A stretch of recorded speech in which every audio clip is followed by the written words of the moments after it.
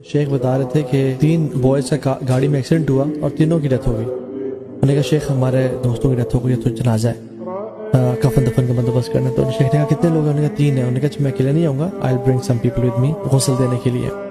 تو پہلے دوست کو انہوں نے شاور دیا, کفن پہنایا, دوسرے کو کیا.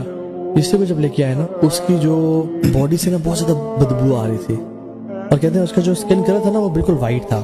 کہتے ہیں as soon as we started washing his body وہ کلر چینج ہوتا گیا, اور کہتے ہیں وہ اتنا کالا ہو گیا, اتنا بلیک ہو گیا جیسے ایک بلیک لوگ نہیں ہوتے, کہتے ہیں چارکول زیادہ برائٹ ہوتا ہے اس بندے کی باڈی سے. اور کہتے ہیں کہ اس کی اندر سے اتنی بو آنا شروع ہو گئی اس مغسلہ میں کہ ہم حیران ہو گئے کہ یہ کیا ہو رہا ہے.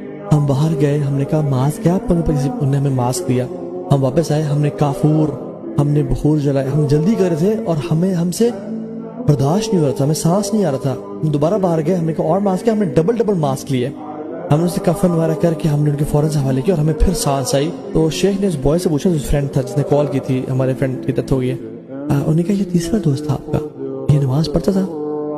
سر جی, نماز تو پڑھتا تھا. اچھا, نماز پوری پڑھتا تھا؟ شیخ نے کہا اچھا, ٹھیک چلے گیا. وہ کچھ ہفتے 10 دن بعد یہ بوائے آیا, کہتا شیخ میں آپ سے معذرت کرنا چاہتا ہوں, میں نے جھوٹ بولا تھا آپ سے. کہتے حتیٰ کہ ہم جب بھی نماز پڑھتے تھے نا, یہ ساتھ بیٹھ جاتا تھا, ہمیں دیکھتا تھا پر نماز کبھی نہیں پڑھتا تھا. شیخ کہتے ہیں آئی نیو اٹ, اور مجھے پتہ لگا تم نے جھوٹ بولا ہے, بٹ میں تمہیں ریٹیلیٹ نہیں کرنا چاہتا اس پرٹیکولر سچویشن پہ.